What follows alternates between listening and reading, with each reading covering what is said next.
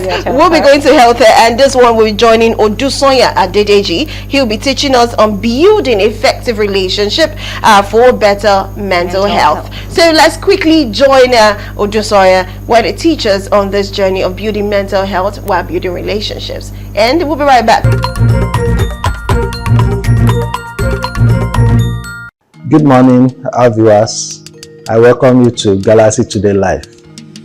My name is Odusonya Adedeji, and today we are exploring how building effective relationship can transform our mental health. In a world that is often disconnected, effective relationship is the surest way by which we can bolster our resilience and have a lasting joy. Now, why are we talking about relationship? Research consistently shows that strong and effective relationship is the cornerstone of effective mental well-being. When a relationship is effective and we engage with others, we help our brain to release oxytocin, which is tagged a bonding hormone. When this oxytocin is released, we are able to reduces our stress, then it reduces anxiety, and it also builds our immune system. Conversely, if we are lonely, this increases the chances of depression, anxiety, and various chronic life issues. I want us to understand that we can't talk about effective relationship without talking about the 4 pillars associated with it. Let's look at this one by one. First, we talk about trust. Trust is the bedrock of every form of relationship. And when we talk about trust, it is simply making good our promises and dealing with each other with integrity. When trust is lacking in a relationship, conflicts are bound to begin to happen. Then we also talk about open and honest communication.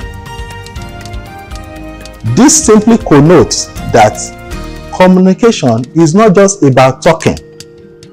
It is about having a commensurate understanding, saying it the way it is. Of course, truth can be bitter in a communication, but when you are consistent with being truthful in communication, at the long run, it bolsters confidence in relationships. So trust is not just about talking, it is about having an honest conversation and having a commensurate understanding. We also talk about empathy.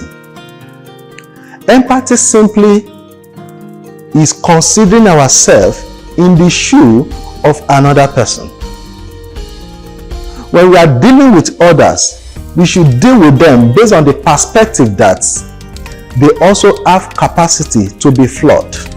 They are human beings. They say to err is human, but to forgive is divine. So simply mean that as human, we can commit an error. And if you don't give them room to correct their errors, that means that we are too rigid with our interaction with others. So when people are in a safe environment, due to the empathetic approach that we use to deal with them, then they will be more open to express themselves, owing to the fact that they have opportunity of another chance at life. Lastly, we talk about mutual respect. When we are engaging with ourselves in a relationship, we should try as much as possible to respect boundaries, the opinion of another person, accommodate their perspective as well. And this bolsters confidence, growth that is very, very needed in human interaction. Let's extend this discussion further. Let's look at strategies to strengthen our relationships. When you are in a relationship with someone, you can schedule irregular check-ins together. What do you mean by that?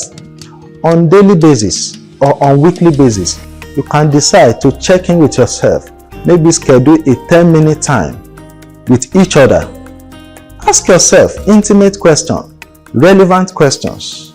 How are you doing today? How has your day been fared? What is going on in your mind? This gives us an opportunity of sense of belonging. And this also further strengthens the bond in the relationship. Know full well that, oh, somebody have got my back. There is somebody that is there for me that I can always lean on their shoulder. Also, we can also practice gratitude together. Let's share gratitude together on daily basis. You can discuss or pick out what good thing the other person have done in your life. How have they impacted you? Oh, my friend, thank you very much. What you have done today has really made my day. Thank you for being there. Thank you for coming through for me at that nick of time. That little financial help that you did was a big game changer. So let's practice gratitude together. Then also let's have shared activities.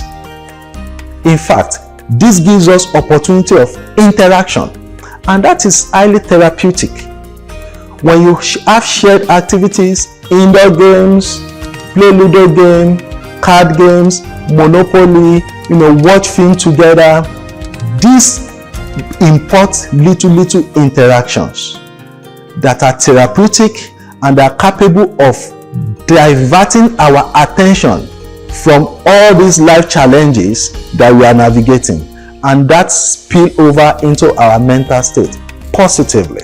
Today, I charge you, reach out to that special person in your life. Make that call that you need to make. Reach out to them.